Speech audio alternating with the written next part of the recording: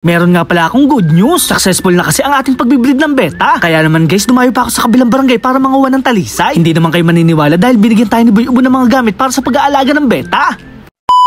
Binisita ko nga pala itong ating mga binibreed na beta. Mukhang kakatapos lang pala nila maglabing-labing at nagpapahinga na. Agad ko naman sinilip itong kanilang bubble nest. May nakita nga pala akong kulay puti at mga bilog-bilog sa kanilang bula. Ibig sabihin lang nito successful ang ating pagbibreed. Sobrang saya ko nga dahil mapapadami na natin itong ating black samurai. Dahil natapos na yung ating breeding session, kailangan na nating ihiwalay itong babaeng beta. Ginagawa nga pala natin to para maiwasang kainin ang kanilang mga fry. Lumiit na nga pala ang kanyan dyan at mukhang pagod na pagod. Kaya naman guys, kailangan natin silang pakainin para makabawi ng energy. Medyo madumi na nga rin pala ang kanilang breeding tank. Kaya naman bago pa mapisa ang mga itlog, kailangan natin maglinis. Ginagawa nga pala natin to para matanggal ang mga bakterya, para maiwasan din ang ating mga fry na magkaroon sila ng sakit. Pagkatapos guys, magdadagdag naman tayo ng tubig. Nag-evaporate kasi to dahil sa init na rin ng panahon. Kinabukasan nga habang nagkakape, bigla akong may nakita. Napansin ko nga na mayroong kakaiba sa ating alagang flower horn. Hindi nga pala siya lumalangoy at nandito lang sa sulok. Napansin ko nga na mayroong mga sugat itong kanyang katawan. Hinala ko nga na binuli siya ng kasama niya sa aquarium. Halos maubos na nga rin pala itong kanyang buntot. Sobrang nanghihina na nga ito at hindi na makalangoy. Kailangan nga pala natin siyang ihiwalay para gamutin. Siyempre kailangan natin maglagay ng tubig. Naglagay din pala tayo ng malakas na aerator para makasurvive. Dito nga pala natin siya papagalingin sa ating recovery tank. Naubusan nga pala ako ng methylene blue kaya kailangan natin bumili. Kailangan ko nga din pala talagang lumabas dahil kukuha pa tayo ng talisay leaves. So paano guys?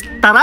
Napakasarap talaga ng init ng araw sa umaga. Dito nga pala tayo pupunta sa may kabilang barangay. Bihira na kasi ang puno ng talisay dito sa aming lugar. Mabuti na nga lang hindi pinuputol ito at pinapangalagaan. Nagkamali naman ako dati dahil dahon ng kakao ang aking nakuha. Magkatabi lang kasi ang kanilang puno at halos pare-pares na ng dahon kapag ito ay natuyo. Kaya naman guys, tiyagaan talaga sa pangunguha nito. Kailangan din natin ng iba yung pag-iingat dahil baka merong ahas. After naman ng ilang minuto, nakakuha na tayo ng dahon ng talisay. Ito nga pala ay ginagamit pampakondisyon ng ating tubig. Medyo madami-dami na rin pala itong ating nakuha. Dumiretso na nga pala ako dito kay Tisoy Fish Farm. Bibili kasi tayo ng ating kailangan na methylene blue. Ginagamit nga pala to para hindi ma-infeksyon ang mga sugat ng ating mga alaga. May nakita din pala ako ditong water plant. Yung kulay green nga pala ang tinatawag na tuberculatum, habang itong kulay brown ang tinatawag na red maca. O diba guys, napakaganda. Bagay na bagay nga pala to sa ating aquarium. Bumili nga pala ako ng ilang piraso para sa ating aquarium. Napadaan naman tayo sa bahay nila Kuya Dugs. Dumating na kasi guys yung ating pinagawang sombrero. O diba guys, napakaganda. Binabala kasi namin ng Team Dugyot na magbenta ng ganito. Matanong ko nga pala itong ating mga mahal na followers, kung magbebenta ba ako ng Boy Macho Nurin Cup, may bibili kaya sa akin? Kung oo, makikilagay naman sa comment section. Hindi nga pala kayo maniniwala sa aking sasabihin. Alam nyo ba guys, si Boy Ubo biglang nagbago. Hindi ko nga pala lubos maisip dahil binigyan niya tayo ng gamit sa pag-aalaga ng beta. Kinakabahan lang talaga ako kapag merong ganito. Meron pa kasi siyang mga side comment na hindi ko na lang ipaparinig sa inyo.